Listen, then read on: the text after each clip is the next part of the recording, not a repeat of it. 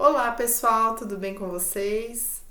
Sejam bem-vindos a mais esse vídeo do canal Linha de Frente da Espiritualidade. Para quem ainda não me conhece, meu nome é Carla Chaim.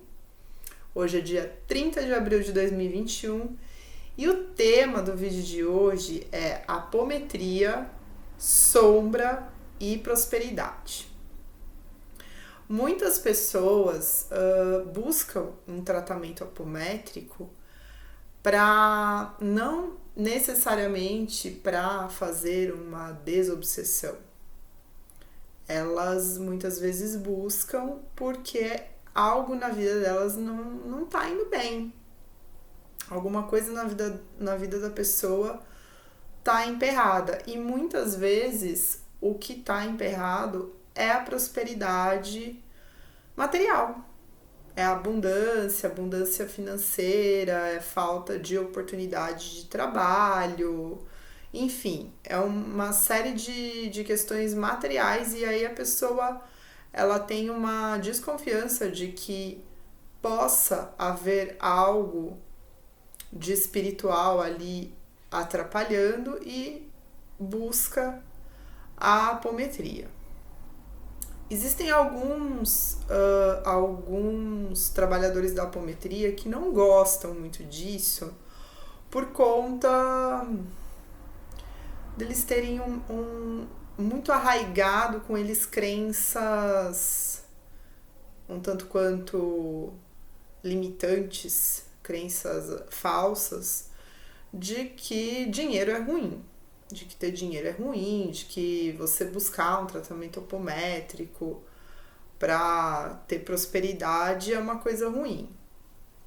Isso é um engano, porque na grande maioria das vezes as pessoas que estão enfrentando problemas de prosperidade, elas têm sérios problemas espirituais e de vidas passadas, de personalidades de vidas passadas. Então, o tratamento apométrico, ele pode sim ajudar muito a destravar isso, a limpar esse caminho. Não estou dizendo aqui que vai ser a solução dos seus problemas, que você vai para a apometria com problemas de prosperidade e vai começar a ganhar dinheiro e ficar rico, não é isso. Mas eu já vi casos muito complicados, assim, da pessoa tá há meses desempregada, passando realmente necessidades financeiras graves, assim, né, a ponto de não ter dinheiro para conseguir pegar um ônibus para fazer o tratamento apométrico. Assim, eu já presenciei pessoas nesse nível, que a casa lá, o GAAC, ajudava com cesta básica, com algum dinheiro para condução. Eu mesma já ajudei algumas pessoas que estavam nessa situação e tinham questões espirituais bem graves. Tinham quadros obsessivos bem complexos e estava atravancando toda a vida financeira, de oportunidade de trabalho. A pessoa não consegue trabalho. E aí a apometria, ela limpa muito isso, porque ela vai tirar aquele espírito que está ali obsediando, que está querendo vingança. Muitas vezes a pessoa que está passando por problemas de prosperidade financeira, né, material, ela muitas vezes em vidas passadas ela roubou muito, ela faliu outras pessoas, ela levou terceiros à falência, então ela prejudicou financeiramente muitas pessoas. E aí vem essa cobrança, né? Tanto por uma questão da lei do retorno. E o que é essa lei do retorno? Eu, em determinada encarnação, eu gerei um quantum de energia negativa. Eu tive atitudes ruins, eu tive atitudes que prejudicaram terceiros.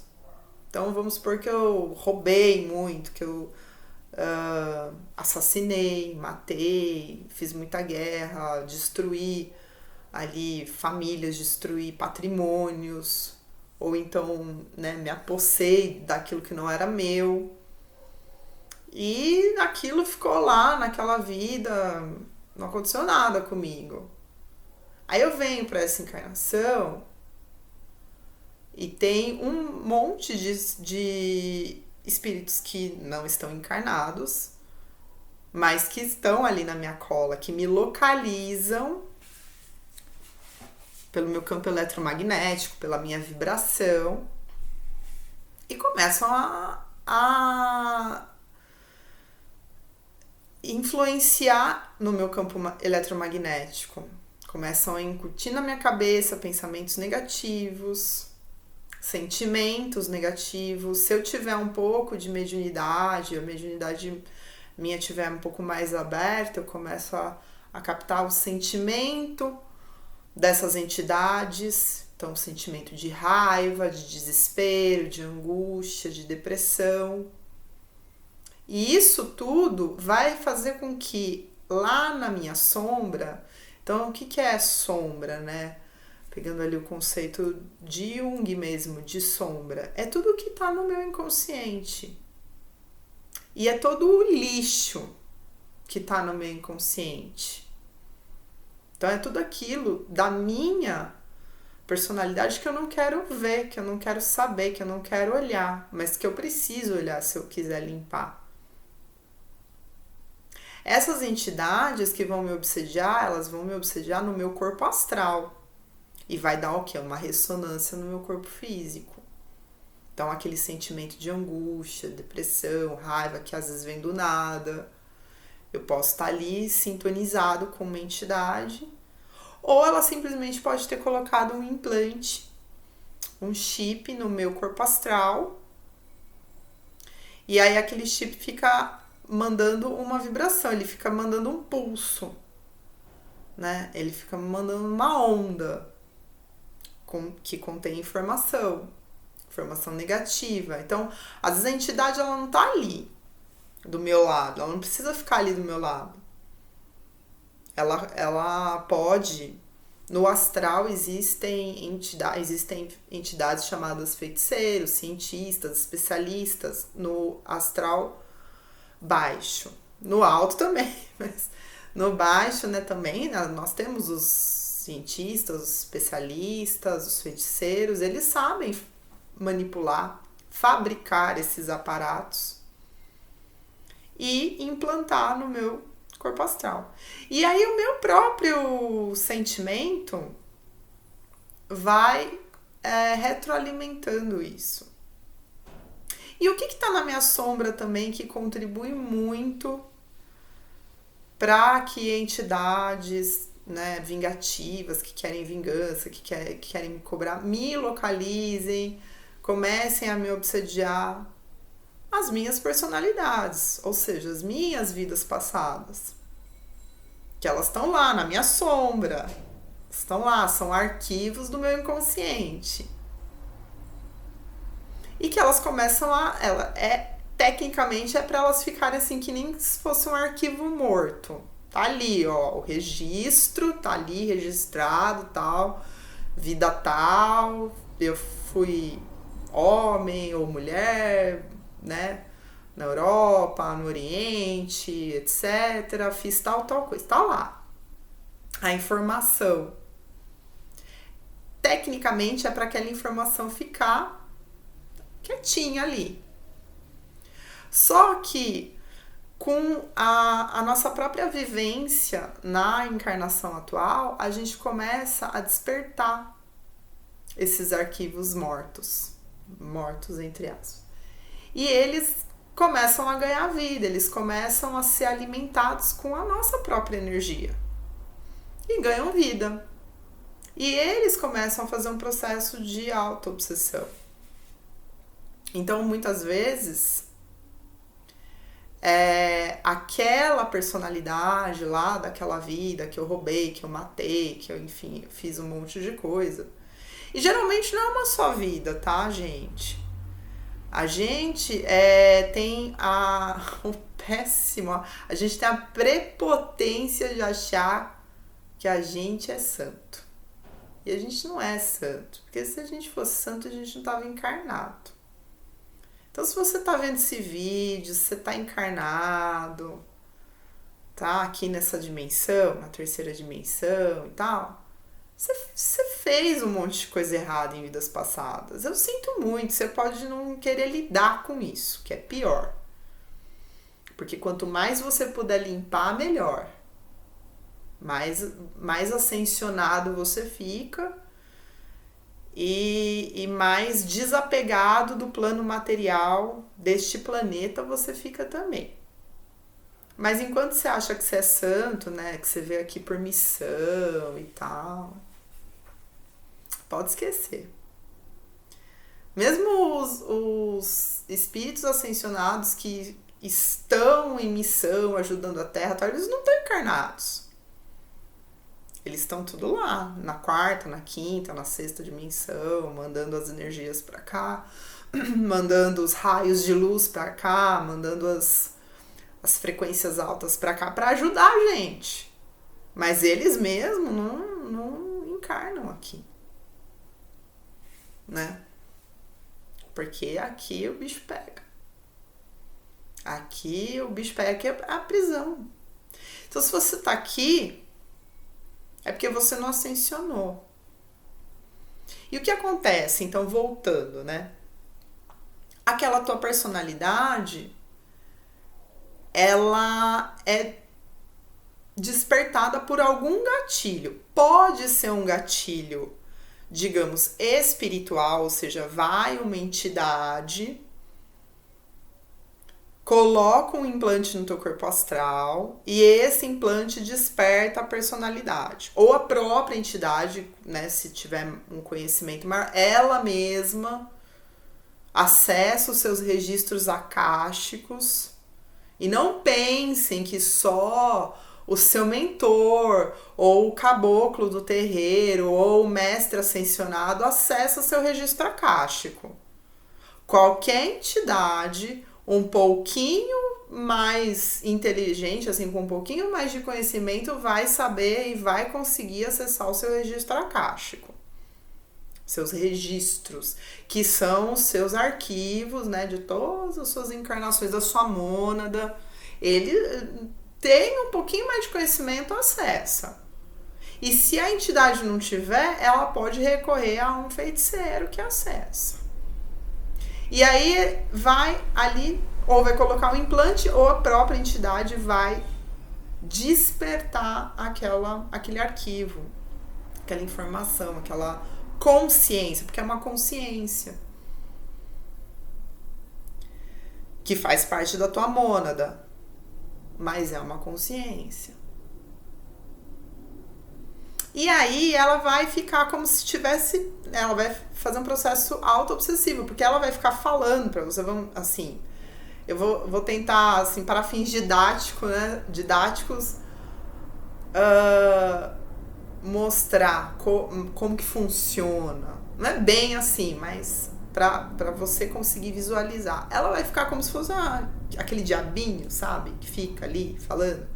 E ela vai ficar falando, olha, você errou, você tá fazendo errado agora de novo, você não pode, você roubou muita gente, ó, você roubou, você matou, então você não pode ter prosperidade, você não merece. Só que óbvio que você, a não ser que você tenha uma mediunidade muito aflorada, você não vai ouvir essa voz, você vai sentir, e você vai muitas vezes entrar num processo de autossabotagem. Quando você tiver para conseguir aquela oportunidade, quando surgir, você vai se autossabotar. E muitas vezes o processo de autossabotagem, ele é inconsciente. Por exemplo, eu fico doente. Eu tenho uma entrevista de emprego marcada para segunda-feira. No domingo à noite eu pego uma gripe caio de febre, 40 graus de febre, não sei o que, segunda-feira eu tenho que cancelar a entrevista porque eu simplesmente não consigo levantar da cama. Que engraçado, né? Parece que a gripe escolheu justo domingo à noite para aparecer. Não, isso é um movimento seu, só que é um movimento que você não tem consciência, então você não controla. Mas é um movimento de autossabotagem, é como se você, uma parte de você dissesse assim, você não pode ir nessa entrevista, porque você não pode ter esse emprego, porque daí você vai prosperar, e você não merece. E muitas vezes, num processo terapêutico tradicional, isso não vem à tona. Porque num processo terapêutico tradicional, o terapeuta muitas vezes quer acredita em vidas passadas, quer ter esse conhecimento, ele nem acredita, para começo de conversa. Às vezes ele é, vamos supor, é um terapeuta cognitivo comportamental, totalmente materialista, não acredita nem que exista o aparelho psíquico, né, id, ego, superego. Acredita naquela historinha de tábula rasa e etc e tal. Então você vai ficar um tempão ali fazendo treino e tal, e a coisa não vai caminhar. Por quê? Porque não vai tratar essa sombra. Isso é parte da sua sombra. E não vai tratar a entidade. Se tiver uma entidade que mexeu com aquela personalidade, que despertou, não vai tratar. A entidade vai ficar lá te obsediando, despertando outras personalidades, porque a gente não teve uma vida que a gente foi sacana. A gente teve um monte de vida que a gente foi sacana. Na verdade, a maioria das vidas que a gente teve, e se você considerar a história desse planeta, né, principalmente a história do Egito Antigo pra cá, que a gente, né, digamos, a história oficial do planeta, é só guerra. Só guerra, tragédia, conflito, império caindo, império ascensionando, escravidão. Então você acha que você teve só uma vida que você fez um monte de cagada? Você teve um monte de vida que você fez um monte de cagada. E desencarnou sem ter a menor consciência e reencarnou muitas vezes direto do umbral, porque, gente, vai tirando a cabeça que toda vez que eu desencarno, meu mentor vai lá, que nem nosso lar, né? Meu mentor vai lá, me resgata, me leva para um posto de refazimento, eu vou me refazer, eu vou ser tratada, eu vou ser preparado para... Imagina! A maioria reencarna direto do umbral, viu? Reencarnação compulsória. Você acha que essas crianças que nascem com N doenças já congênitas, câncer congênito, deformidades, tudo, passaram por um posto de refazimento, tiveram um plano reencarnatório? Imagina!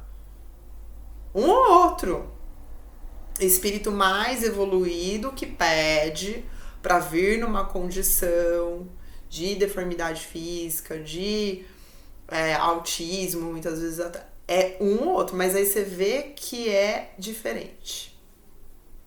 Você vê que não é, sabe, igual às outras crianças que nasceram com aquela mesma doença, com aquela mesma... Você vê que tem uma coisa diferente. Você fala assim, essa criança é diferente. Ela nasceu com essa doença grave, mas ela tem uma consciência muito grande, maior que as outras. Aí tudo bem.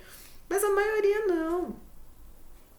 Agora que a coisa tá começando a mudar, mas assim, tá começando, tá muito no começo, tá?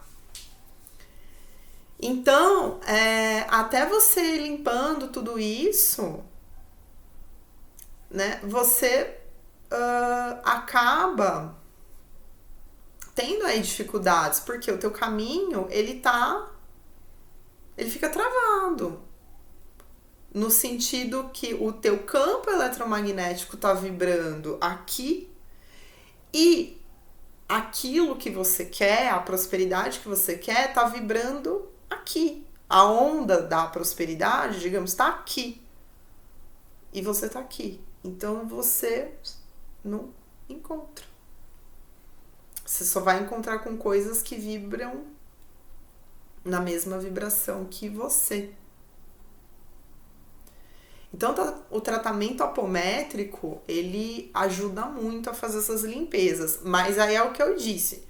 Não é a 8ª maravilha do mundo. Quer dizer, a apometria é uma maravilha. Mas se você, a partir do momento que fez a limpeza na apometria, tirou a entidade, tratou a personalidade, as entidades, né? Porque nunca é só uma. Tirou as entidades, tratou as personalidades, fez aquele faxinão. Apometria é um faxinão. Imagina você entrando numa casa cheia de teia de aranha, poeira, tudo, mofo. Aí você dá aquela lavada, assim, passa lisoforme em tudo. Deixa um brinco, pinta as paredes e tal. E aí o que você tem que fazer depois disso? Manutenção. E o que é a manutenção? É você mudar a sua consciência. Você expandir a sua consciência. Você mudar as suas atitudes. Você investigar se você também não tem crenças negativas com relação à abundância e prosperidade. Que na maioria das vezes tem. Na maioria das vezes tem. Crenças bem negativas. Que, óbvio que é ou é semiconsciente ou é inconsciente. Porque se você chegar para qualquer pessoa e falar assim, você gosta de dinheiro? A pessoa vai falar, claro que eu gosto. Só que aí, na prática, você vê que ela repele o dinheiro. Por quê? Crença negativa com relação a dinheiro, prosperidade. Aí tem todos os movimentos de autossabotagem, as personalidades. E aí o que acontece? Se eu não mudo a minha consciência após o tratamento, se eu não mudo a minha consciência, se eu não mudo as minhas atitudes, se eu não expando, se eu não dou uma ascensionada, se eu continuo tudo do mesmo jeito, aí o que vai acontecer? A casa vai voltar a ficar suja novamente. Ou seja, o que isso significa? Outras entidades virão me obsediar, outras personalidades serão despertadas. Às vezes, até uma personalidade que foi tratada vai recair, porque isso acontece. Porque tudo é energia. Tudo é muito dinâmico. Então, se eu não tomar cuidado, se eu não me vigiar, se eu não vigiar meus pensamentos, se eu não mudar minhas atitudes, se eu continuar achando que tudo é problema externo, se eu não me rever, se eu não fazer, se eu não fizer a tal da reforma íntima, aí as coisas paulatinamente voltam a ser como eram.